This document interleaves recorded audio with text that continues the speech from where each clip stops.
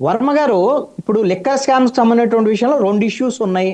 ఒకటి వైఎస్ఆర్ కాంగ్రెస్ పార్టీ ప్రభుత్వంలో అప్పుడు ప్రభుత్వానికి సంబంధించినటువంటి లిక్కర్ షాపులు పెట్టి ఎవరైతే జగన్మోహన్ రెడ్డి చుట్టూ ఉన్నటువంటి కోటరీలో ఉన్నటువంటి మిథున్ రెడ్డి, విజయసాయి రెడ్డి, కసిరెడ్డి రాజశేఖర రెడ్డి వీళ్ళు ఎవరైతే ఉన్నారో వాళ్ళ కోటరీ ద్వారాగా 9 డిస్టిలరీస్ని వాళ్లే ఏర్పాటు చేసుకొని వేరే డిస్టిలరీస్ని వాళ్ళు టేక్ ఓవర్ చేసి వాటి ద్వారాగానే 60 నుంచి 70% మద్యాన్ని ప్రభుత్వ దుకాణాలకు వాళ్ళ దగ్గర తయారైన మద్యాన్నే అమ్మటం ద్వారాగా జరిగినటువంటి కుంభకోణం.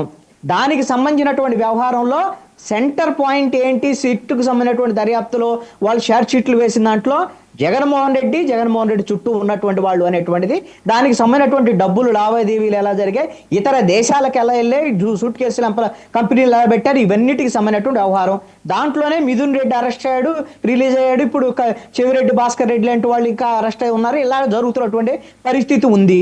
ఇప్పుడు వరకు ఈ ప్రభుత్వం సిట్ చెప్పినటువంటి దాని ప్రకారంగా జగన్మోహన్ రెడ్డికి సంబంధించినటువంటి చుట్టూ దీనికి సంబంధించినటువంటి నేరారోపణలు ఏదైతే మద్యం సంబంధించినటువంటి కేసులు ఉన్నారు అనేటువంటిది ఒక బలమైనటువంటి షార్ట్ షీట్ లో వాళ్ళు వాదనలో తీసుకొచ్చారు.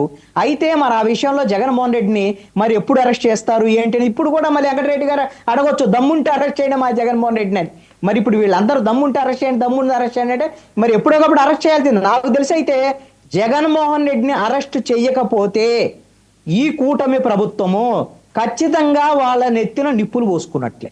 ఎందుకు ఈ మాట చెప్తున్నా అంటే అనేకమైనటువంటి నేరారోపణలు జగన్మోహన్ రెడ్డి మీద 5 ఏళ్ల పాటు జరిగినటువంటి మీద వీళ్ళు ప్రతిపక్షంలో ఉన్నప్పుడు చెప్పారు. ఇప్పుడు అధికారంలో ఉన్నప్పుడు వైట్ పేపర్స్ దగ్గర నుంచి ఇప్పుడు కేసుల దగ్గర నుంచి అన్ని ఉన్నాయి. అరెస్ట్ చేయకుండా ఢిల్లీ వాళ్ళు చెప్పారనో, ఢిల్లీ వాళ్ళు సహకారం ఉందనో జగన్మోహన్ రెడ్డికి అరెస్ట్ చేయలేనటువంటి పరిస్థితి ఉంటే మాత్రం వీళ్ళు కేవలం మాటలకే పరిమితం అవుతున్నారనేటువంటి ఆరోపణ ఉండేదానికి అవకాశం ఉంటుంది. కాబట్టి అనివార్యంగా అరెస్ట్ తప్పదని నేను అనుకుంటున్నా. ఇక రెండో అంశము, కూటమి ఇప్పుడు ప్రభుత్వంలో ఈ సంవత్సరంన్నర కాలంలో వైసీపీ ప్రభుత్వంలో ఇదే లిక్కర్ స్కామ్ లో నిట్ట నిలువున జగన్మోహన్ రెడ్డి దగ్గర నుంచి అందరూ ఉన్నారు. ఒక పెద్ద లిస్టే ఉంది కదా, 4 డజన్ల మంది ఉన్నారు. ఇంకా ఎంతమంది వస్తారో కూడా తెలియదు. ఇప్పుడు అంబటి రాంబాబు దగ్గర నుంచి చాలా మంది, ఇంకా ఒక లిస్ట్ ఉంది, చాలా తొవితే చాలా ఉంది దాంట్లో.